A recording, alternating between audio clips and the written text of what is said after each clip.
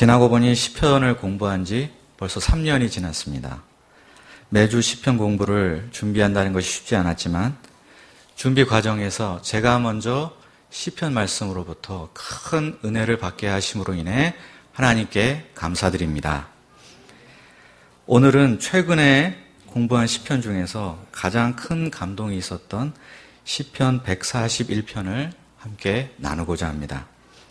오늘 말씀을 통해서 우리가 죄악된 세상을 살아가면서 간과하기 쉽지만 잊지 말아야 할 기도에 대해서 배울 수 있기를 기도합니다.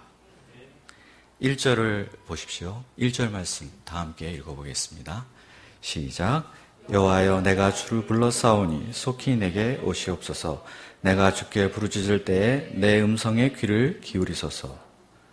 이 구절을 읽으셨을 때 어떤 느낌이 드셨습니까? 어딘가 긴박한 느낌이 들고 긴장감이 느껴지지 않습니까? 마치 집에 불이 나서 다급하게 119에 전화를 걸어 구조 요청을 하는 듯한 분위기가 납니다. 시인은 현재 갑작스러운 위기 상황을 만난 것이 틀림없습니다. 그래서 급하게 주님을 부르고 있습니다. 혹시라도 소리가 작아 못 들으실까 하여 큰 소리로 부르짖고 있습니다. 주님께서 앰뷸런스, 삐뽀삐뽀 형광등을 켜시고 속히 오시기를 간절히 구하고 있습니다. 그렇다면 시인은 현재 어떤 위기 상황 가운데 처하고 있는 것일까요? 구절을 보면 나를 지키사 그들이 나를 잡으려고 놓은 올무와 악을 행하는 자들의 함정에서 벗어나게 하옵소서라고 하고 있습니다. 이를 볼 때 시인은 현재 악인들이 만들어 놓은 함정에 빠진 것이 틀림없습니다. 그런데 구체적으로 어떤 함정에 빠졌는지는 본문만 가지고는 알 수가 없습니다. 하지만 이 시의 저자가 다윗이라는 점을 생각해 볼 때 두 가지 정도 정황을 유추해 볼 수 있습니다. 하나는 다윗이 왕이 되기 전에 사울에게 쫓겨 도망 다니던 상황일 수 있습니다. 또 다른 하나는 압살롬의 반역 이후 피난을 다니던 시절일 수도 있습니다. 이 둘 중에 언제일까요?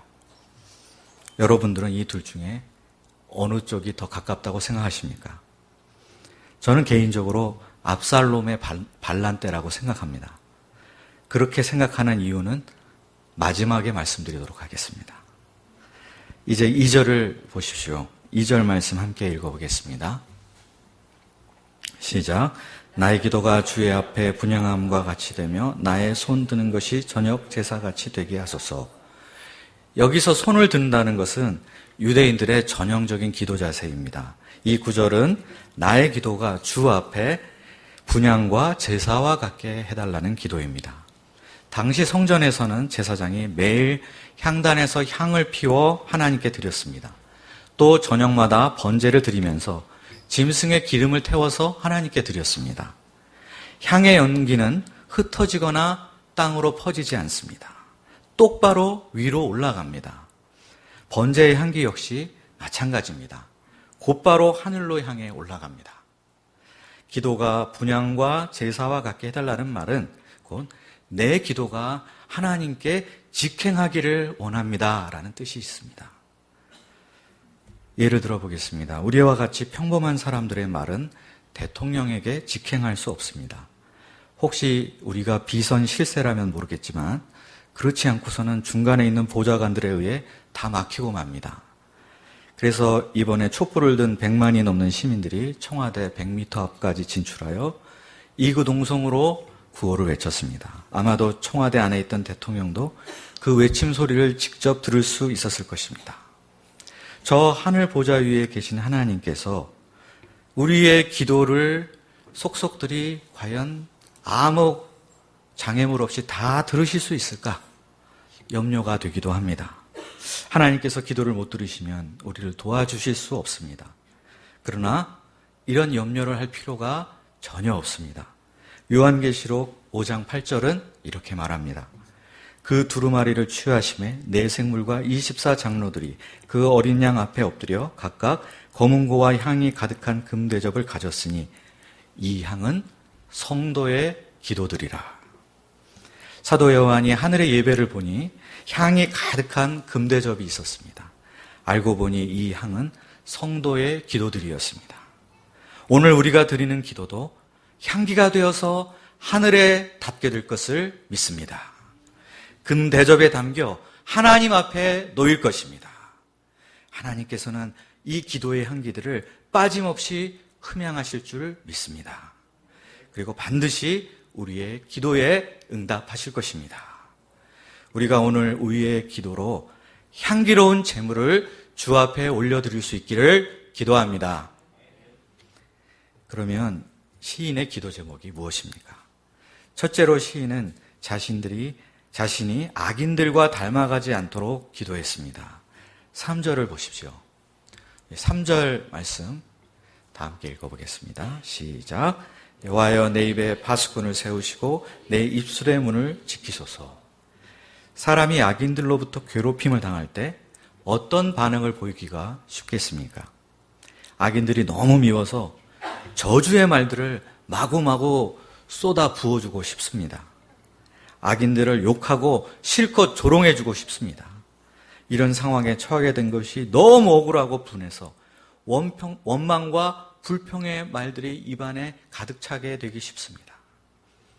그러나 이것들은 악인들의 악에 자극을 받아서 나 자신이 또한 또 다른 악에 빠지는 길입니다. 입술로 범죄하는 길입니다. 시인은 하나님께서 내 입에 파수꾼을 세우시고 내 입술의 문을 지켜달라고 간구합니다. 내가 입으로 범죄하는 일이 없도록 나를 좀 말려주세요. 이렇게 하나님께 청원하고 있는 것입니다. 또한 4절을 보십시오. 4절 말씀도 함께 읽어보겠습니다. 시작. 내 마음이 악한 일에 기울여 죄악을 행하는 자들과 함께 악을 행하지 말게 하시며 그들의 진수성찬을 먹지 말게 하소서. 악인들은 처음에는 의인들을 못살게 굴고 괴롭힙니다. 그러나 그 다음에는 회유를 합니다. 형사들이 범인에게 어떻게 자백을 받아내는 줄 아십니까? 형사들 중에 두 사람이 서로 역할을 분담합니다. 먼저 한 형사가 악역을 맡아서 취조실에 들어가 범인을 윽박지르고 위협합니다. 그리고 잠시 후에 그 형사가 나가고 또 다른 형사가 들어옵니다. 그 형사는 천사의 역할을 맡은 형사입니다. 그는 범인에게 담뱃불도 붙여주고 설렁탕도 먹여줍니다. 그러면 범인은 마음이 다 풀어져서 술술 모든 것을 다 자백하게 되어 있습니다. 이처럼 악인들의 방법도 비슷합니다. 처음에는 핍박을 하다가 그 다음에는 은근히 회유를 하고 진수성찬을 차려놓고 같이 먹자고 부릅니다. 이때 이를 뿌리치기가 쉽지 않습니다. 그런데 그렇게 조금씩 악인들과 어울리다 보면 결국 나 역시 악인들과 함께 악을 저지르는 무리 중에 하나로 전락하고 맙니다. 악과 싸우다 보면 점점 더 악의 얼굴을 닮아가게 된다라는 말이 있습니다. 이는 시인이 악인과 자신이 근본적으로 다른 것은 아니라는 사실을 잘 알고 있다는 의미입니다. 지금은 비록 선과 악, 선인과 악인이 구별될 수 있지만 선인도 언제든지 타락하면 악인이 될 수 있는 가능성이 있기 때문입니다. 악인과 대결하는 과정 중에 나도 모르게 악인의 스타일과 그들의 말을 담고 배워갈 수 있습니다. 현재 우리나라의 정국을 보면 선악의 구도가 분명히 보입니다. 여론조사 결과에 따르면 현직 대통령의 지지율은 5%에 불과하고 부정적 의견이 90%가 넘습니다. 언론에서는 각종 비리 의혹들이 오늘도 캐도 끝이 없는 아카시아 나무 뿌리처럼 계속 캐내어져 나오고 있습니다. 당연히 공평과 정의를 실현하기 위해 죄를 저지른 자는 법에 따라 합당한 책임을 져야 합니다. 악행을 일삼은 자들은 처벌을 받아야 마땅합니다. 이를 위해서 우리가 기도해야 됩니다. 그러나 한편 이런 분위기에 휩쓸려서 성도들이 함부로 입술의 죄를 범하지 않도록 또한 기도해야 하겠습니다. 가끔 지나친 욕설을 하는 경우들이 있습니다. 본질과 상관없는 인신공격에 열을 올리는 경우도 봅니다. 이런 반응의 배경에는 적어도 너와 나는 전혀 다르다 하는 생각이 깔려 있습니다. 그러나 우리는 본질적으로 악인과 다르지 않습니다. 나도 그런 위치에 가면 언제든지 같은 악에 빠질 가능성이 있는 죄인일 뿐입니다. 악한 자를 처벌하는 건 못지않게 나도 그런 악에 물들지 않도록 나도 그런 상황, 그런 처지에 있을 때 악에 빠지지 않도록 기도하고 조심하는 것이 또한 필요합니다. 우리가 악을 비판하지만 그 비판을 하면서 동시에 그것은 나 자신을 돌아보는 거울과 잣대가 되어야 합니다. 요즘 같은 시국 속에서 우리 성도들이 자칫 입술로 죄를 짓지 않도록 기도해야겠습니다. 그래서 정결함을 끝까지 지켜나갈 수 있기를 기도합니다. 둘째로 시인은 책망을 은혜로 여길 수 있도록 기도했습니다. 5절을 보십시오. 5절 말씀을 같이 한번 읽어보겠습니다. 시작. 의인이 나를 칠지라도 은혜로 여기며 책망할지라도 머리에 기름같이 여겨서 내 머리가 이를 거절하지 아니할지라도 그들의 재난 중에도 내가 항상 기도하리로다. 악과 계속 싸우다 보면 점점 내가 옳다는 확신이 강하게 들기 마련입니다. 이런 상태에서 누가 내게 충고하거나 책망을 하면 이를 받아들이지 않고 거부하기가 쉽습니다. 내가 옳은 길을 가고 있는데 왜 자꾸 옆에서 기운 빠지는 소리를 하느냐 하면서 도리어 화를 내기 쉽습니다. 그러나 시인은 의인의 책망을 은혜로 여기겠다고 결단합니다. 누군가 내게 쓴소리를 하면 이 소리를 머리를 윤택하게 해주고 머리에서 향기가 나오게 하는 기름처럼 기꺼이 맞이하겠다고 결단합니다. 이것은 정말 쉬운 일이 아닙니다. 잘못했을 때도 충고나 책망을 받아들이기가 어려운데 하물며 잘하고 있을 때, 의의 길을 가고자 하고 있을 때 충고나 책망을 하면 이것이 얼마나 받아들이기 어렵겠습니까? 하지만 내가 옳은 길을 가고 있을 때에도 항상 충고와 책망에 마음을 열어놓은 사람이 참으로 지혜로운 사람입니다. 내가 옳다는 자기 확신이 너무 강해서 남의 말을 전혀 듣지 않다가 망하는 사람들이 얼마나 많은지 모릅니다. 10가지 중에 9가지가 내가 옳을지라도 그중 한 가지가 틀릴 수 있습니다.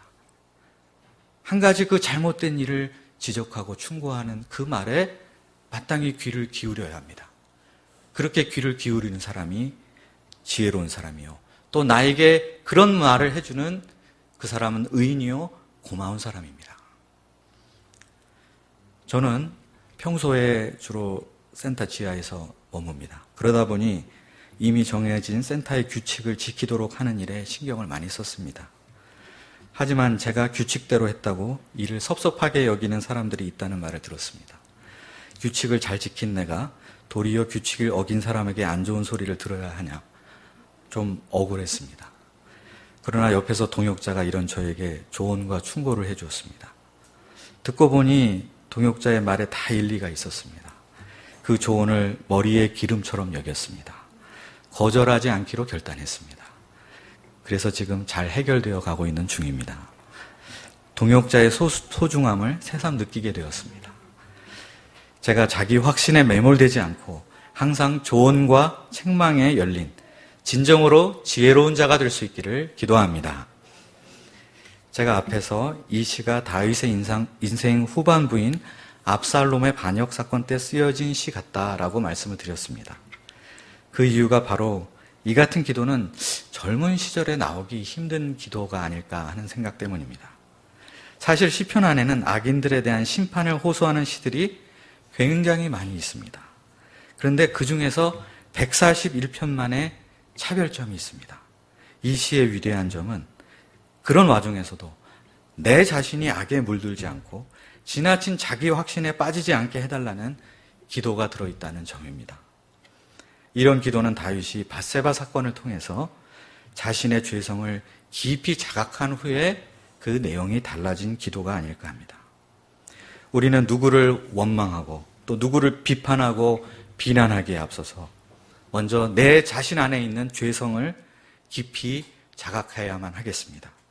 그리고 나도 그와 같은 악에 물들지 않도록 또 자기 확신에 빠져서 교만해져서 다른 사람의 충고와 조언을 듣지 않는 외골수가 되지 않도록 항상 깨어있고 기도해야 되겠습니다.